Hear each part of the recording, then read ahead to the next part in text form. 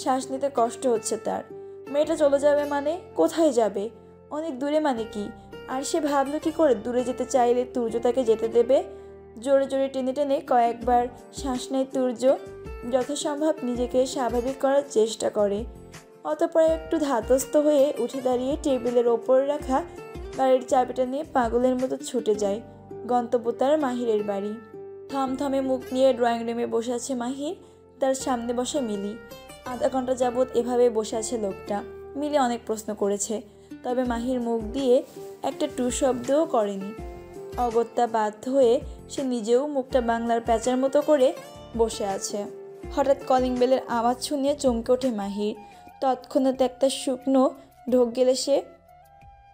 মিলি কে এসেছে দেখতে গেলে তাকে থামিয়ে দিয়ে মাহির বলে, তুই বস, আমি দেখছি কে এসেছে। মিলি কিছু বলে না, সে শুধু চুপ করে দেখে চলেছে মাহিরকে। দরজা খুলেই মাহিরের মুখটা হা হয়ে যায়। দরজার ওপাশের বিধ্বস্ত তুর্যকে দেখে চোখ মুখ অসম্ভব লাল হয়ে আছে তার, সাথে মাথার চুলগুলো এলোমেলো।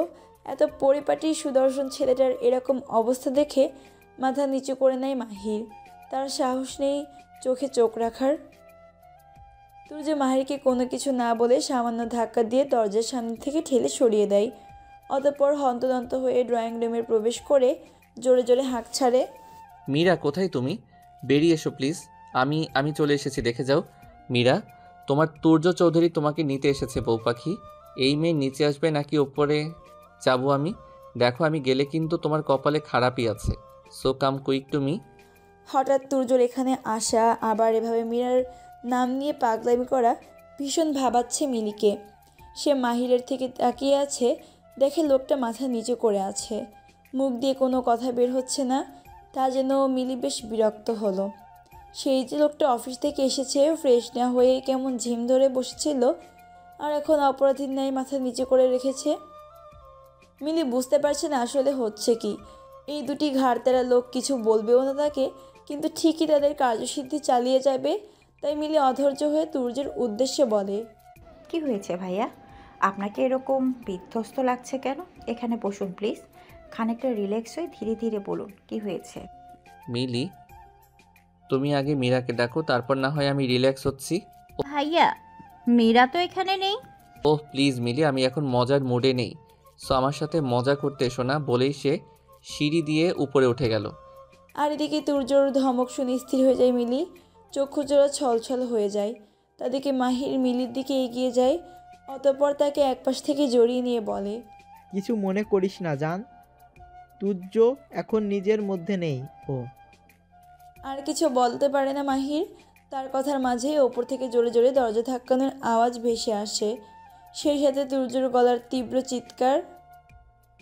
মাহির মিলিকে ছেড়ে এক দৌড়ে ওপরে যায়। অতঃপর তুর্যর পাশে গিয়ে ক্রমাগত দরজা ধাক্কাতে থাকা তুর্যর দুটি হাত ধরে ফেলে। তুর্য নিজের রক্তচক্ষু নিয়ে মাহির দিকে তাকালেই সে দরজার লকের দিকে ইশারা করে। তা দেখে তুর্য চোখ বুজে নেয়। বড় বড় দুটো শ্বাস নিয়ে মাহিরকে বলে, মাহির, আমার মীরা কোথায়? কোথায় লুকিয়ে রেখেছিস তাকে? কি হলো, কিছু বলছিস না কেন? কিছু জিজ্ঞাসা করছি তো তোকে। হোয়াট ইজ ইয়োর প্রবলেম ইয়ার? I I saying something? Am I saying something?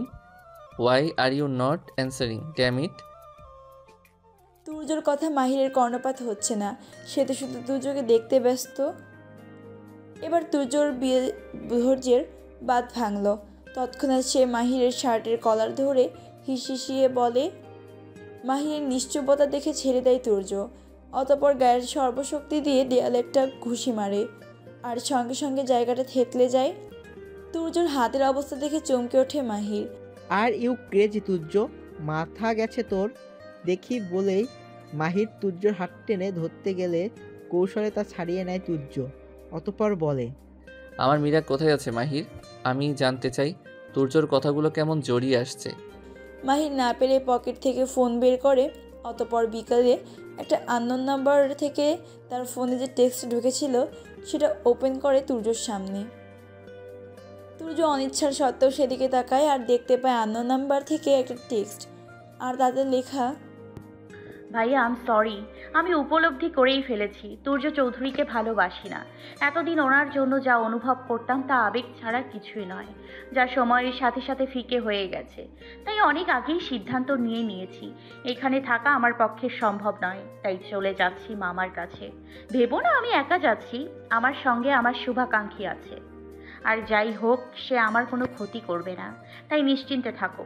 আর একটা লাস্ট রিকোয়েস্ট, আমি কোথায় আছি সেটা যেন তোমার প্রিয় বন্ধু না জানে। ভালো থেকো আর মিলিপুর যত্ন নিও। তুর্যর মাথা ঘুরছে ভন ভন করে। এখন তার কয়টা রূপ দেখাবে? তার কাছে অন্তরের গহীনে লুকায়িত যে ভালোবাসা প্রকাশ করেছে সেগুলো, তার মানে সেগুলো কি সবে মিথ্যে? পরক্ষণে আবার মীরার লেখা শেষ লাইনটা মনে পড়ে। তেমনটাই হবে যেমনটা আপনি চান। হ্যাঁ তাই তো, সে তো এমনটাই চেয়েছিল। নিজের প্রতি ভীষণ রাগ লাগছে তুর্যর। তার সারা শরীর সমস্ত শিরা উপশিরাগুলো ফুলে ফেঁপে উঠেছে ইতিমধ্যে। সে আর সময় ব্যয় না করে তৎক্ষণাৎ মাহিরের হাত থেকে ফোনটা এক ঝটকায় কেড়ে নিয়ে গায়ের সর্বশক্তি দিয়ে আছাড় মারে। সঙ্গে চিৎকার করে বলে, মিথ্যে, সব মিথ্যে, এগুলোর একটাও সত্যি নয়। মিলি ড্রয়িং রুমের এক করে জনসড় হয়ে দাঁড়িয়ে আছে। তার চারদিকে জিনিসপত্র ছড়িয়ে ছিটিয়ে বিধ্বস্ত অবস্থায় পড়ে আছে। একটু আগে তাদের ড্রয়িং রুম দিয়ে যে টর্নেডো গেল তার স্মৃতির পাতায় চিরন্তন জমিয়ে রাখার জন্য যথেষ্ট। প্রত্যেকটা জিনিস তুর্যর ভেঙে টুকরো টুকরো করে দিয়েছে। মাহিরের প্রিয় অ্যাকোরিয়ামটাও বাদ যায়নি। অ্যাকোরিয়ামের কথা মাথায় আসতেই মেয়েটা হন্তদন্ত হয়ে রান্নাঘর থেকে একটা বড় পাতিলে পানি এনে মাছগুলোকে তুলে দেয়। না বাচক অন্তত নিজের মনটা শান্তি পাক। হসপিটালের করিডোরে পাতানো চেয়ারে বিষণ্ণ মুখ নিয়ে বসে আছেন জাহিদ চৌধুরী। তার স্বচক্ষে দেখছেন ছেলের পাগলামি। মাহির একলা তুর্যকে সামলাতে না পেরে জাহিদ চৌধুরীকে কল করতে বাধ্য হয়। জাহিদ চৌধুরী খান মেনশনে এসে তুর্যর করা পাগলামির কারণ জানতে চাইলে মাহির বুদ্ধি করে বোনের চলে যাওয়ার ব্যাপারটা চেপে গিয়ে তুর্যকে হসপিটালে নেওয়ার কথা বলে। অতঃপর তিনিও মাহির দুজনে মিলে তুর্যকে জোর করে হসপিটালে আনে। হসপিটালে বেডে স্থির হয়ে বসে আছে তুর্য। দৃষ্টি তার ফ্লোরে নিবদ্ধ। তার পাশে ডান হাতটা ধরে বসে আছে মাহির। আর নার্স মেয়েটা তুর্যর পায়ের কাছে একটি ছোট টুলে বসে তার পায়ের ক্ষতস্থানটি ড্রেসিং করে দিচ্ছে, যেখানে অ্যাকোরিয়ামের কাজ ঢুকে গভীর ক্ষতের সৃষ্টি হয়েছে। মাহির আর চোখে তুর্যকে পরখ করছে একটু পরপর। তার কানে বেজে চলেছে তুর্যর চিৎকার করা বলা তখনকার কথাগুলো। মাহির, ছাড়বো না তোর বোনকে, ছাড়বো না তাকে আমি। তোর বোন বলে কোনো ছাড় পাবে না সে। ছাড়িস না, একদম ছাড়িস না। আমিও চাই তুই তাকে নিজের সঙ্গে শক্ত করে বেঁধে রাখ। বিড়বিড় করে বলে মাহির। ড্যাডার প্রিয় বন্ধুর কাঁধে ভর দিয়ে তুর্য তাদের ড্রয়িং রুমে উপস্থিত হলো। দরজা আগে থেকে খোলা ছিল। জাহিদ চৌধুরী মেয়েকে ফোন করে আগেই বলে রেখেছিলেন দরজা না আটকিয়ে শুধু হালকা করে চাপিয়ে রাখতে। বুশরা ড্রয়িং রুমের লম্বা সোফাতে আধশোয়া হয়ে বসে বই পড়ছে। মূলত কৌতূহলবশত সেখানে আছে, নতুবা এখান সে নিজের রুমেই থাকতো। হঠাৎ তার চোখ যায় সামনে তার ছোট ভাইয়া মাহির ভাই ও ড্যাডের কাঁধে ভর দিয়ে এদিকে এগিয়ে আসছে, আর তার হাতে পায়ে ব্যান্ডেজ করা। বুশরা তার ছোট ভাইকে এই অবস্থা দেখে মম বলে একটা চিৎকার দিয়ে হাউমাউ করে কেঁদে ওঠে। কিছুদিন আগে বড় ভাইয়ের অ্যাক্সিডেন্ট, আবার এখন ছোট ভাইয়ের এই অবস্থা দেখে ভয় পেয়ে যায় মেয়েটাকে এভাবে কান্না করতে দেখে জাহিদ চৌধুরী তুর্যকে সোফায় বসিয়ে মেয়ের কাছে যান। অতঃপর মেয়েকে বুকে জড়িয়ে মাথায় হাত বুলিয়ে দেন। কিচ্ছু হয়নি মামুনি ওর। মাহিনের অ্যাকোরিয়ামে ধাক্কা লেগে সামান্য লেগেছে হাতে পায়ে। ডাক্তার দেখিয়ে এনেছি, সেরে যাবে। দেখি তুমি কান্না বন্ধ করো। বুশরার চোখের পানি মুছে দিয়ে বলেন তিনি। বুশরার আচানক চিৎকার শুনে হন্তদন্ত হয়ে ড্রয়িং রুমে উপস্থিত হন সকলে। তুহিনও দেরি করেনি। বোনের চিৎকারে করে বলা মম কথাটি শুনে তার অন্তরাত্মা কেঁপে উঠেছে। ছেলেটা ভেবেই নিয়েছে তার মমের কিছু হয়েছে, তাই ওভাবেই ব্যথা পানি ছুটে এসেছে। তবে এসেই তুর্যের এমন অবস্থা দেখে স্তব্ধ হয়ে যায়। সকলের আতঙ্কিত মুখগুলো দেখে নিয়ে জাহিদ চৌধুরী আবারও বলেন, তেমন কিছু হয়নি। মাহিমের অ্যাকোরিয়ামে ধাক্কা লেগেছে, লেগেছে সামান্য। সবাইকে বোঝাতে পারলেও শান্তি চৌধুরীর মায়ের মনকে তিনি বোঝাতে অক্ষম। উনি ওনার মতো কেঁদে কেটে একাকার। এতে জাহিদ চৌধুরী বিরক্ত হন। এমনিতেই ছোট ছেলের প্রতি অনেক বিরক্ত। তাই তিনি শান্তি চৌধুরীর উদ্দেশ্যে বলেন, প্লিজ তুমি থামো এবার। বললাম তো ঠিক আছে ও। দেখো তোমার সামনেই বসা। কিছুক্ষণ নীরবতা কাটে তিনি এবার মাহিরকে জিজ্ঞেস করেন, মাহির, মীরামা কোথায়? ছোট বৌমাকে তো দেখলাম না কোথাও। মাহির কিছু বলতে যাবে তার আগেই তুর্য হড়বড়িয়ে বলা শুরু করে, মীরা নেই মানে চলে গেছে? চলে গেছে মানে? সবাই মানে সাথে চেঁচিয়ে বলে, চলে গেছে মানে? বেশ কিছুদিন ধরে মীরা আর আমার মধ্যে সমস্যা চলছিল। গতকাল রাতে তো আমি অকারণেই তার গায়ে হাত তুলে ফেলি, যার কারণে সে মামা বাড়ি চলে গেছে। মামা বাড়ি মানে ইউএসএ? চোখ বড় বড় করে বলে বুশরা। হুম। আস্তে করে উত্তর দেয় তুর্য। কার সঙ্গে? একরাশ বিস্ময় নিয়ে প্রশ্ন করে তুহিন। শুভ। তুর্যর বলা কথাটা কর্ণপাত হতেই সকলে ভড়কে যায়। আর এদিকে মাহির চোখ বড় বড় করে তুর্যের দিকে তাকিয়ে ভাবে, কত বড় বেয়াদব হলে মানুষ এভাবে মিথ্যা বলতে পারে। নিজেকে তো দোষী করছে, সঙ্গে তার ভাগিদার করছে শুভকে। আল্লাহ, কি সাংঘাতিক এই ছেলে। কিছুক্ষণ আগেই মাহির চৌধুরী ভিলা থেকে বাড়ি ফিরে এসেছে। আর এসেই দেখে মিলি দুটো মেয়েটকে সঙ্গে নিয়ে বিধ্বস্ত ড্রয়িং রুমটা আগের মতো না করতে পারলেও ভাঙা জিনিসপত্রগুলো সরিয়ে বেশ পরিপাটি করে ফেলেছে এবং এখনও করছে। মাহির সোফাতে বসে মাথাটায় তাতে হেলিয়ে দিয়ে মিলিকে বলে, এক কাপ ব্ল্যাক কফি দে তো জান, একটু রিল্যাক্স হই। মাহিরের এহেন লাগামহীন কথাবার্তা মিলিকে লজ্জায় ফেলে দেয়। তার লাজহীন প্রণয় পুরুষকে সে বলেও থামাতে পারে না। কি দরকার ছিল মেয়েদের সামনে এভাবে ডাকা? মেয়ের দুটো মনে হচ্ছে কিছুই শোনেনি। তবে ঠিকই তারা মিটিমিটি হাসছে। আর তাদের এই মিটিমিটি হাসি দেখে আরও অস্বস্তিতে পড়ে যায় মিলি। সে তাড়াতাড়ি রান্নাঘর দিকে পা বাড়ায়, নতুবা এদের সামনে এই বেহাল লোক আবার কোনো লাগামহীন কিছু বলে বসে কিনা। মাহির সোফাতে বসে চোখ বুজে তার আর তুর্যর কথোপকথন মনে করে। ফ্ল্যাশব্যাক। কড়াই ইঞ্জেকশনের কারণে তুর্যর চোখে ঘুম নেমে আসছে। সে বিছানায় শুয়ে ছোট ছোট চোখ করে তার সামনে ফ্লোরে দাঁড়িয়ে থাকা মাহিরকে দেখে চোখ মুখ শক্ত করে বলে, এভাবে তাকানোর মানে কি? আর তুই বাড়ি কেন যাচ্ছিস না? কত রাত হলো সে ধারণা আছে? মিলি বাড়িতে একা আছে না? যা বাড়ি যা। তার আগে বল, এতগুলো মিথ্যে বললি ঠিক আছে, তবে এর মধ্যে শুভকে কেন টানলি? আমি কাউকে টানিনি, যেটা সত্যি সেটাই বলেছি। মানে তোর বোনের শুভাকাঙ্ক্ষীটা আর কেউ নয়, বরং ওটা আমাদের শোভা। সর্বজান্তা। মাহিরের খোঁচায় কিছু বলে না তুর্য, তবে বেশ কিছুক্ষণ চুপ করেও থাকে না। কদিন আগে মীরার ফোনে শুভর নাম্বার থেকে একটা টেক্সট ঢুকতে দেখেছিলাম, আর তাতে লেখা ছিল, ভেবে বলছো তো হোয়াইট রোজ? আমার মনে হয় তুর্যকে বুঝতে তোমার ভুল হয়েছে। আর একবার ভেবে দেখো। ভেবেছিলাম এই বিষয়ে কথা বলবো মীরার সাথে, কিন্তু পরে ব্যস্ততার কারণে মনে ছিল না। Flashback end. বিছানায় শুয়ে এপাশ ওপাশ করছেন শান্তি চৌধুরী। এই মধ্যরাত্রিতে সবাই ঘুমে বিভোর থাকলেও তার কিছুতেই দু চোখের পাতা এক করতে পারছেন না। ওনার দু চোখ বেয়ে পড়ছে নোনা জলের ধারা।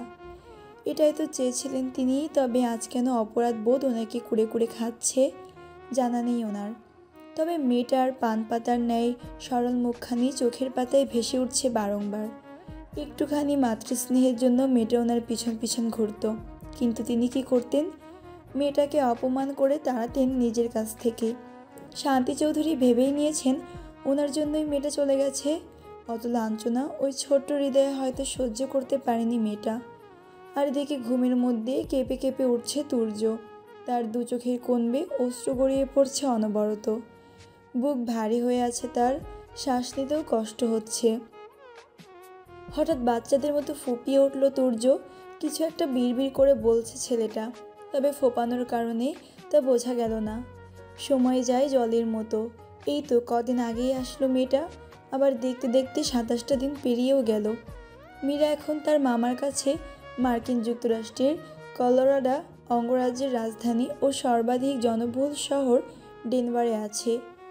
এই শহরটি রকি পর্বতমালার ফ্রন্ট রেঞ্জের ঠিক পূর্ব দিকে উচ্চ সমভূমির পশ্চিম প্রান্তে দক্ষিণ প্লেট নদীর উপত্যকায় অবস্থিত। এই চমৎকার শহরটিতেও সে মন বসাতে পারছে না। তার অতি প্রিয় মানুষগুলোর জন্য বুকটা পুড়ে ছারখার হয়ে যাচ্ছে। গভীর রাতে বারান্দায় দাঁড়িয়ে একমানে ডেনভার শহরের রাস্তার দিকে তাকিয়ে আছে মীরা। এটা এখন তার প্রতিদিনের রুটিন হয়ে গেছে এই 27 দিনের মধ্যে। চেহারায় ভাঙন ধরে গেছে মেয়েটার, চোখের নিচে কালি পড়ে গেছে রাতে ঠিকঠাক না ঘুম হওয়ার কারণে। প্রথম দিন আহাদ সাহেব মীরাকে দেখে নিজের বাড়িতে ভূত দেখার মতো চমকে গেলেও পরক্ষণেই খুশি হয়েছিলেন। অতঃপর এদিক সেদিক তাকিয়ে তুর্যকে খোঁজেন, কিন্তু তাকে কোথাও দেখতে পান না তিনি।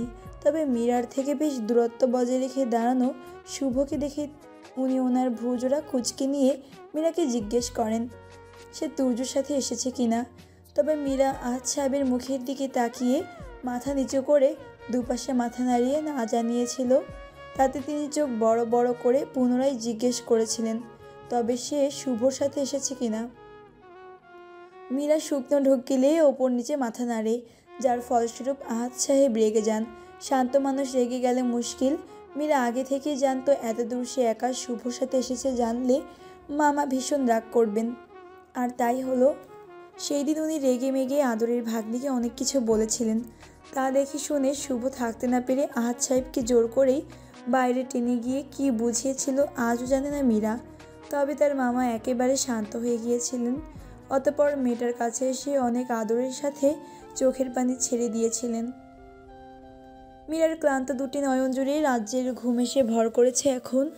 তাই রুমে চলে আসলো সে। অতঃপর দেয়ালে টাঙানো ঘড়ির দিকে চোখ বুলায়ে দেখল 2:55 বাজে। ভোর হতে দেরি নাই। তার সময় ব্যয় না করে ক্লান্ত জীর্ণ শরীরটা বিছানায় এলিয়ে দিল মেয়েটা। খুব বেশি সময় লাগলো না তার ঘুম গভীর হতে। গভীর ঘুমে থাকা সত্ত্বেও মীরা অনুভব করতে পারছে কারো পুরুষালী পুরো ওষ্ঠের ছোঁয়া, যা তার ঘাড় কাঁধ বেয়ে গালের কাছে উঠে পড়েছে। সর্বাঙ্গ কেঁপে উঠল তার। ইতিমধ্যে তার পাতলা অধৈর্যগুলো আঁকড়ে ধরেছে সেই শক্ত অধর দ্বারা। হাঁপিয়ে ওঠে মেয়েটা, তবে সে ঘুম ভেঙে আখিজোড়া মেলতে পারে না। সকালে চোখ থেকে ঘুম ছাড়াতে ছাড়াতে 10টা বাজল মীরার। সে উঠে দুহাঁটু ভাঁজ করে বুকে জড়িয়ে বসলো বিছানার মধ্যকারে। হঠাৎ তার কিছু একটা মনে পড়তে হন্তদন্ত হয়ে ছুটল ড্রেসিং টেবিলের সামনে। নিজেকে খুঁটিয়ে খুঁটিয়ে দেখতে লাগলো সামনে থাকা মস্ত দর্পণে। না, কোনো কিছু অস্বাভাবিক লাগছে না। একটা শুকনো ঢোক গিলে সে। অতঃপর ভাবে তার মানে ওসব কী ছিল? তাই তার কি সবে ভ্রম? আপনা আপনি চক্ষু জোড়া বড় বড় হয়ে যায় তার। আবারও একটা ঢোক গিলে মনে মনে ভাবে এও সম্ভব। আস্তে ধীরে সিঁড়ি দিয়ে নামছে মীরা। তৎক্ষণাৎ ঝড়ের বেগে কেউ কোত্থেকে একজন এসে তাকে জড়িয়ে নেয় নিজের সাথে। আচমকা এমন হওয়াতে ভড়কে যায় মীরা। তাল সামলাতে না পেরে পড়ে যেতে নিচ্ছিল, তবে সিঁড়ির রেলিং ধরে কোনো রকমে নিজের ভারসাম্য রক্ষা করে ফেলে। সেই সকাল ভোর থেকে অপেক্ষা করছি তোর ঘুম ভাঙার, কিন্তু মহারানী সারা রাত ধরে কোন কার্যসিদ্ধি করছিল যে উঠতে এত দেরি? মীরাকে ছেড়ে দিয়ে বুকে দুহাত গুজে ভ্রুজোড়া নাচিয়ে বলে মিলি। আচমকা মিলিকে এভাবে দেখে অবাকের সর্বোচ্চ শৃঙ্গে পৌঁছে যায় মীরা। একদম স্থির হয়ে গেছে মেয়েটা। আসলেও বোঝার চেষ্টা করছে যা দেখছে তা সত্য নাকি ভোর রাতের মতোই ভ্রম। কিন্তু না, এটা ভ্রম নয়। সত্যি সত্যি তার মিলি বুবু তার সামনে দাঁড়িয়ে আছে। এটা বোঝার সঙ্গে সঙ্গে মীরা মিলির ওপরে ঝাঁপিয়ে পড়ে হু হু করে কেঁদে ওঠে। এই পাগলি, কাঁদছিস কেন? কান্না থামা, নয়তো চলে যাব আজই। মিলির শান্ত ধমক শুনে থেমে যায় মীরা, তবে তার ফুপানো বন্ধ হয় না। চল কিছু খেয়ে নিবি। চেহারার কি হাল করেছিস? ড্যাডি কি তোকে খেতে দেয় না? মিলির কথায় কান্নারত অবস্থাতেই ফিক করে হেসে ফেলে মীরা। অতঃপর হাত দিয়ে কিছু একটা ইশারা করলে মিলি উত্তর দেয়, সাহেবেরা এখন ঘুমে বেবোর। অস্থিরতায় সারা রাত চোখের পাতা এক করতে পারেনি সে। মিলির মুখে সাহেবরা কথাটি শুনে ভ্রুজোড়া কুঁচকে নেয় মীরা। তবে কিছু ভাবার আগেই তাকে মিলি টেনে নিয়ে চলে যায় সেখান থেকে। ডাইনিং টেবিলে বসে একা একা খাচ্ছে মীরা। মিলি তো ব্যস্ত টেবিল সাজাতে। আজ নানা পদের রান্না হয়েছে। মামার একটা মাত্র জামাই বলে কথা, খাতির যত্নে ত্রুটি কী করে রাখে এসব ভেবে চলেছে মীরা। তার ভাবনার মাঝে আবারও তার প্লেটে খাবার তুলে দেয় মিলি, সঙ্গে একগাদা ধমক দিতেও ভোলে না। এভাবে তাকিয়ে লাভ নেই, সবটা খেতে হবে। আয়নার সামনে গিয়ে একবার নিজের চেহারাটা দেখেছিস? কি হাল করেছিস নিজের? আমি তো নিজেই খাওয়াতাম, তবে নতুন জামাই প্রথমে বাড়িতে এসেছে, তার তো খাতির যত্নে ত্রুটি রাখলে চলবে না রিয়ার। মিলির কথার পিঠে মীরা মুখ বাঁকিয়ে কিছু ইশারা করতে যাচ্ছিল, তবে সিঁড়ি দিয়ে কারো পদার্চনের আওয়াজ পেয়ে মাথা নিচু করে নেয়। সে পারবে না ভাইয়ের চোখে চোখ রাখতে। আর ভাইয়া নিশ্চিত ভীষণ রেগে আছে তার উপর। হ্যাঁ, রেগে আছেই তো, নতুবা একবার হলেও তাকে একটা কল দিয়ে খোঁজ নিত। ভাইয়ার জন্য পাহাড় সমান অভিমান জমে গেছে মীরার ছোট্ট হৃদয়ে, যা সহজে গলবে না। কিন্তু মেয়েটা কি জানে তার ভাইয়া প্রিয় বন্ধুর কেবল শর্ত পূরণ করছে মাত্র, আর বাইরে কিছুই না। সেই পদার্চন ক্রমে ডাইনিং টেবিলের নিকটে এগিয়ে আসছে। মীরা জানে তার ভাইয়া আসছে, তবে তার সঙ্গে আরও একজনেরও পদার্চন সে অনুভব করতে পারছে। একজন তার ভাইয়া, তাহলে আর একজনকে মামা। কিন্তু উনি তো বাড়িতে নেই, তিনি তো গেছেন একটা দরকারি কাজে। সেই সকালে যাওয়ার আগেই তিনি মীরাকে টেক্সট করে জানিয়ে গেছেন। তা না হলে আবার ওনার ছোট মামুনিটা রাগ করে বসবে কিনা। যে যার মতো খাচ্ছে উপস্থিত সবাই, আর মিলি এটা সেটা তাদের প্লেটে তুলে দিচ্ছে। মাহির গম্ভীর সুরে একবার তাকেও বসে খেয়ে নিতে বলে, কিন্তু মেয়েটা কৌশলে নাকচ করে দেয়। মীরা খাবার খাচ্ছে কম, সেগুলো নিয়ে নাড়াচাড়া করছে বেশি। তার চোখে পরক করছে মাহির, তবে কিছু বলতে পারছে না বন্ধুর শর্তের জন্য। পৃথিবীটা নাকি ছোট হতে হতে স্যাটেলাইট আর কেবলের হাতে ড্রয়িং রুমে রাখা বাক্সতে বন্দি। হা হা হা, আজ এতদিন পর আবারও সেই অতি পরিচিত ফোনের রিংটং শুনে চমকে ওঠে মীরা। তার অন্তরাত্মা কেঁপে ওঠে থরথর করে, যা বাইরে সবার কাছে অপ্রকাশিত। আস্তে করে সামান্য চোখ তুলে সামনে তাকালে সত্যি সত্যি দেখতে পায় তুর্য চৌধুরীকে। কেমন লাল লাল চোখ নিয়ে তার দিকেই দৃষ্টি তাক করে ফোনটা কানে ধরে গলায় বেশ গম্ভীর্যতা বজায় রেখে বলে, হ্যাঁ মম, সময় মতোই পৌঁছেছিলাম, তুমি অত ভেবো না। আর কোনো ভুল নয়, যে কাজের জন্য এসেছি সেটা তো 100% করেই ছাড়বো। চলো ঠিক আছে, তোমাকে আবার পরে কল ব্যাক করছি। কেটে গেল ফোন কল, বন্ধ হয়ে গেল কথা। তবে মীরার বুকে যে তুফান উঠছে সেটার কি হবে?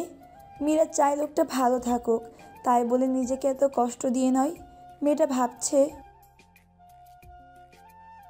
তাই তো আর এভাবে চলে আসা। তবে সে তো তাকে জানিয়ে দিয়েছেই সে আর তার লাইফে ফিরবে না, কোনো দিনও ফিরবে না। তবে এসব কেন কেন কেন কেন? রাগে দুঃখে অভিমানে আর বসে থাকতে পারে না মীরা। ওভাবেই এঁটো হাতে দৌড় দেয় ওপরে। দুঃখ। পৃথিবীতে এমন কোনো মানুষ নেই যা এই শব্দটির সাথে পরিচিত নেই। দুঃখ তো সকলের জীবনে আসে, আবার চলেও যায় একটা নির্দিষ্ট সময়ে। তবে যখন যায় তখন দিয়ে যায় আনন্দ, সুখ আর একরাশ ভালো লাগা। কিন্তু মীরার বেলায় ভিন্ন। তার দুঃখ চলে যায় ঠিকই, তবে তাকে দিয়ে যায় কষ্ট আর নির্জন একাকী রাত ফেলার জন্য একগাদা দীর্ঘশ্বাস। এটাই মনে করে মীরার অবুঝ অভিমানী মন। ফ্লোরে বসে দুহাঁটু বুকে জড়িয়ে কান্নায় ভেঙে পড়ছে মীরা। সে মনে মনে তার মহান আল্লাহ তাআলার কাছে ধৈর্য ধরার তৌফিক চাইছে। এই মতো অবস্থায় রুমের বাইরে কারো উপস্থিত টের পেয়ে বা হাত দিয়ে মুখ মুছে উঠে দাঁড়ায় সে।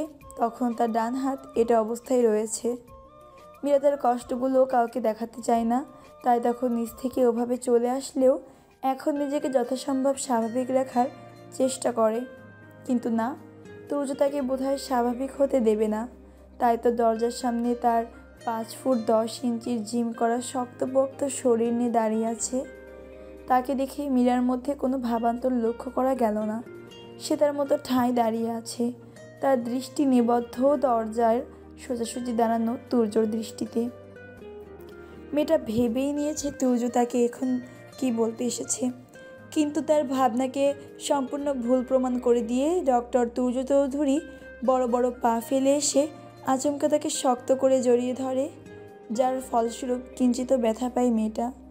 সেই কিঞ্চিত ব্যথাটা ধীরে ধীরে আরও জোরালো হয়, তার সাথে বাঁচতে থাকে কাতর কণ্ঠে বলা তুর্যর কথা। I am selfish, yes Meera, I am selfish, so I need her this to stay well. তুর্যর বলা এই কয়েকটি মাত্র শব্দ শুনে সারা শরীর জমে যায়। কিছুক্ষণের জন্য থেমে যায় তার সারা দুনিয়া, স্তব্ধ হয়ে যায় সে। তবে তার সারা শরীর জমে গেলেও বুকের বাঁ পাশটার ভিতরে থাকা হৃদযন্ত্রটা অস্বাভাবিকভাবে লাফাতে থাকে, যেটা খুব ভালোভাবে উপলব্ধি করতে পারে তুর্য। কিছুক্ষণ এভাবে থাকার পর সে ছেড়ে দেয় মীরাকে। এতে যেন মেয়েটা ভিতর ভিতরে হাঁপ ছেড়ে বাঁচে। তুর্য কয়েক সেকেন্ড মীরার চোখের দিকে তাকিয়ে মেয়েটার গালের দুপাশে নিজের দুহাত রাখে, অতঃপর সামান্য ঝুঁকে মীরার কপালে কপাল ঠেকায়। মেয়েটার মুখটা তার দিকে অল্প উঁচু করে, যার ফলস্বরূপ মীরার অধর গিয়ে ঠেকে তুর্যর শুষ্ক অধরে। ভিতর থেকে কাঁপানি উঠতে চায় মীরার, তবে সে দাঁতে দাঁত চেপে নিজেকে শক্ত করে রাখার আপ্রাণ চেষ্টা করে। তুর্য ওভাবেই মীরার অধরে নিজের অধর ছোঁয়া অবস্থাতেই বলা শুরু করে, আমারই তুমিটার প্রয়োজন বউ পাখি। ভোরের সূর্যোদয়, নির্জন রাতের সঙ্গী হিসেবে এই তুমিটার প্রয়োজন। দুঃখের সময় সুখী হতে এই তুমিটার প্রয়োজন। আমারই দগ্ধ হৃদয়টাকে পুরোপুরি সারাতে এই তুমিটার প্রয়োজন। একাকী বিকেলে আমার পাশে এই তুমিটার প্রয়োজন। আমার ইহকাল পরকাল সবকালেই এই তুমিটার প্রয়োজন। Yes, you need this. থামে তুর্য, অতঃপর লম্বা শ্বাস টানে। মীরা তখনও স্তব্ধ, সে বিশ্বাস করতে পারছে না নিজের কানকে, তবুও শুনে চলেছে লোকটার কথা। মীরা, আমি হেরে গেছি, নিজের জেদের উপর আমি হেরে গেছি।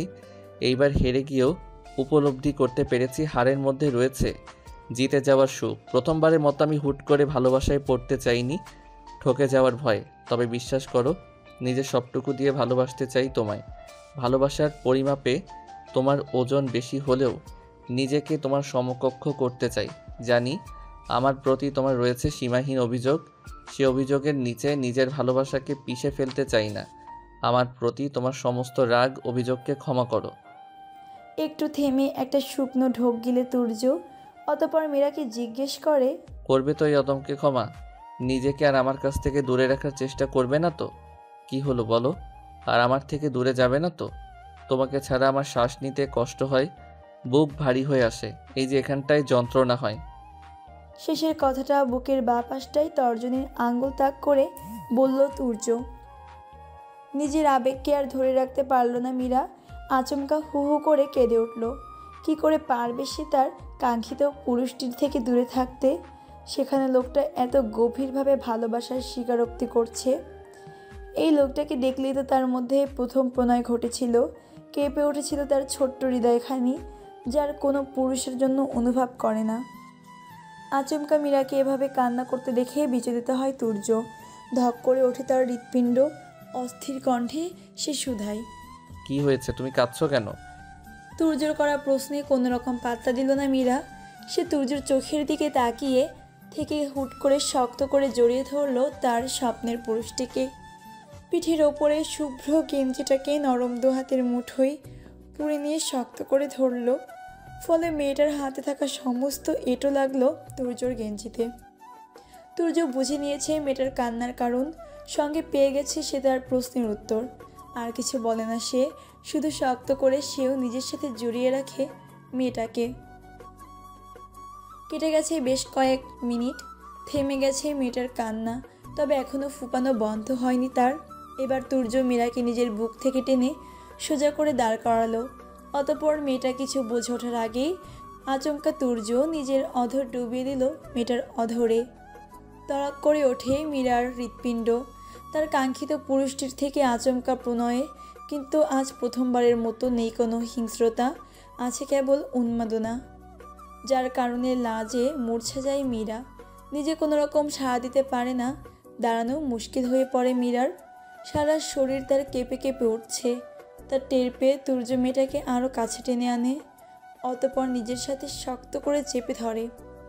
তখন তারা চুম্বনরত অবস্থায় আছে দুজনে। বাড়ি থেকে খুশ মেজাজে বেরিয়েছে রেজওয়ান। সকাল গড়িয়ে দুপুর হয়েছে। কড়া রোদে চারদিকে ঝলমল করলেও গায়ের চামড়া ঝলসে যাওয়ার উপক্রম।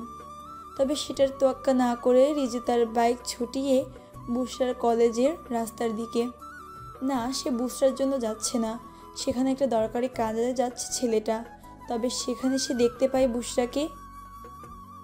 কলেজের গেট থেকে সামান্য দূরে দাঁড়িয়ে মেয়েটা কতগুলা বন্ধু বান্ধবীদের সাথে ফুচকা খাচ্ছে মজা করে। তবে তার খাওয়ার স্বাদ মেটাতে সেখানে উপস্থিত হলো রিজু। সে সোজা গিয়ে বুসরার পাশে দাঁড়ালো। অতঃপর তাকে উদ্দেশ্য করে বলল, এই মেয়ে, এই ভর দুপুরে তুমি কি খাচ্ছ? নিজের পাশে রিজুকে দেখে চমকে গেলেও ছেলেটাকে কিছু বুঝতে দিয়ে বুসরা পাল্টা প্রশ্ন করে, আপনি এখানে কি করছেন? এই স্বভাব তোমার গেল না? মানে? মানে খুব সহজ। এই যে তোমাকে আমি প্রশ্ন করলাম, সে উত্তর না দিয়ে উল্টা আমাকে প্রশ্ন করছো, এটা কি ভদ্রতার মধ্যে পড়ে?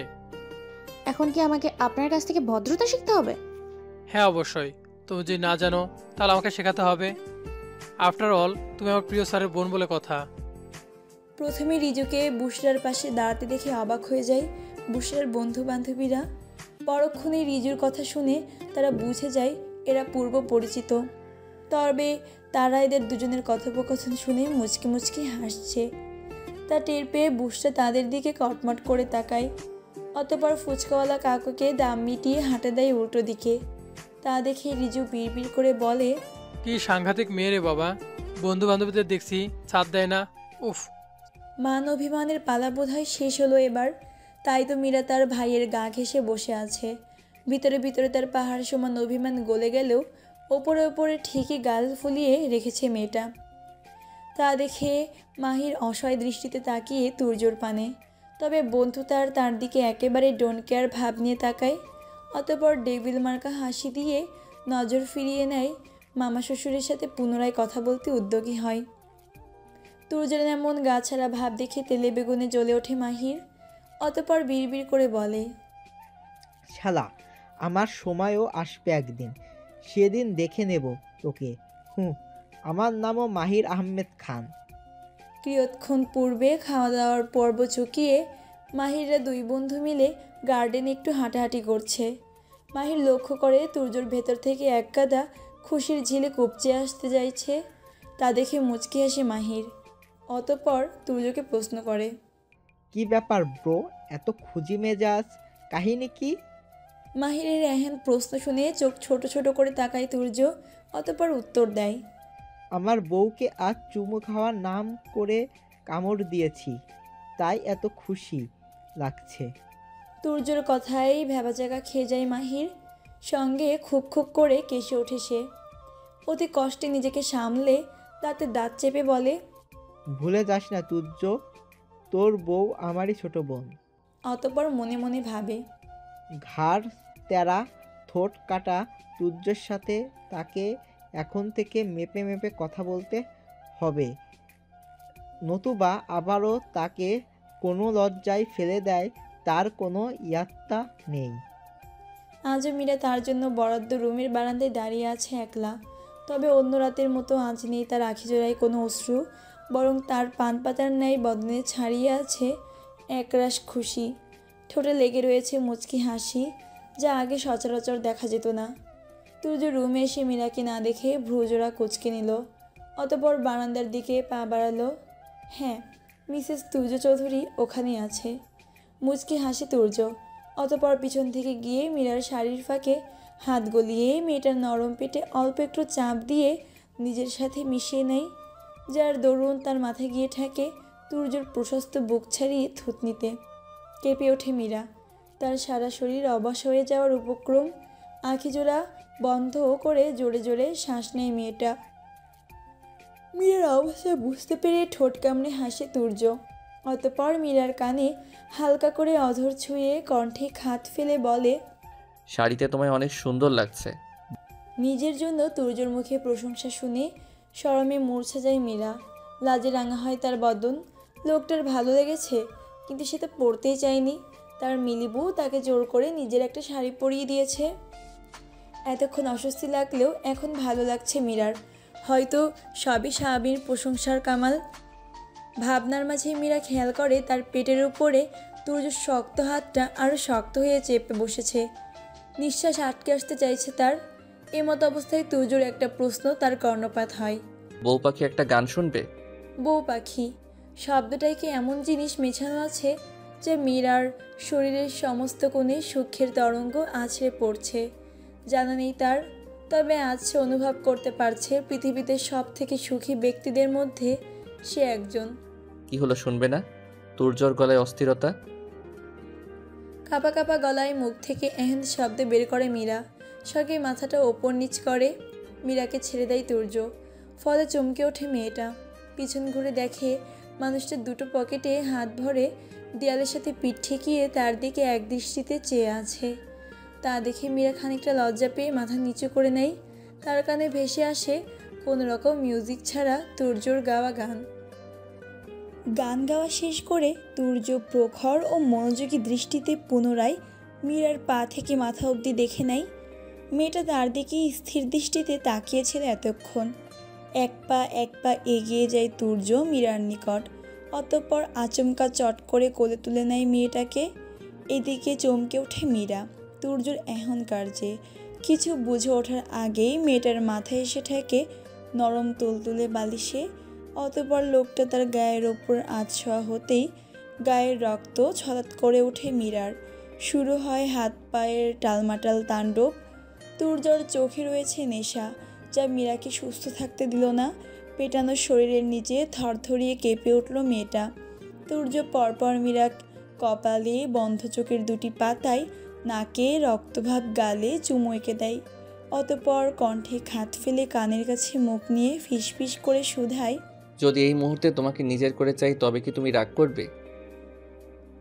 তড়াক করে ওঠে মীরার হৃৎপিণ্ড। মানুষটার প্রশস্ত চওড়া বুকের নিচে হাঁসফাঁস করে ওঠে মেয়েটা। তা দেখি তুর্য উঠে যেতে নেয়, তবে পারে না। মীরা তার ডান হাত দিয়ে তুর্যর শার্টের কলার শক্ত করে চেপে ধরে আছে আর অনবরত দুপাশে মাথা নেড়ে চলেছে। তা দেখি মুচকি আসে তুর্য। অতঃপর ঝাঁপিয়ে পড়ার মতো পড়ে মীরার ওপর এবং তার উষ্ণ অধর ঘূর্ণিঝড় বয়ে দেয় তার গলার ভাঁজে। হাত হয়ে ওঠে অবাধ্য। মীরা একটা সময় শুয়ে নেয় সবটা। বিলম্ব হলেও কাঙ্ক্ষিত পুরুষের কাঙ্ক্ষিত ছোঁয়ায় ধাতস্থ করে নিজেকে। অতঃপর স্বামী নামক ভালোবাসার মানুষটির নিকট সহাস্যে সমর্পণ করে নিজেকে। তার শীর্ণ দুটি হাত দিয়ে আঁকড়ে ধরে তুর্যর উন্মুক্ত চওড়া পিঠ। ভোর 3:05। দেওয়ালে টাঙানো ঘড়িটির পানে নজর বুলিয়ে সময়টা দেখে নিল তুর্য। অতঃপর তার বুকে মাথা রাখা মীরার ঘুমন্ত মুখের দিকে তাকিয়ে তৃপ্তিময় হাসি হাসল লোকটা। আজ সে পরিপূর্ণ। স্বর্গীয় সুখের সন্ধান পেয়েছে সে তার বউ পাখির মাঝে। তুর্য মীরাকে তার বুক থেকে টেনে মুখের কাছে নিয়ে আসে। ঠিক তখনই আচমকা আঁখের জোড়া খুলে তাকায় মীরা। মীরাকে চোখ খুলতে দেখে তুর্য একটা ভুবন ভুলানো হাসি উপহার দেয় তাকে। অতঃপর তার বউ পাখির মুখটা দুহাতের আঁচলে ভরে হালকা করে অধরে অধর ছুঁয়ে বলে, বউ পাখি।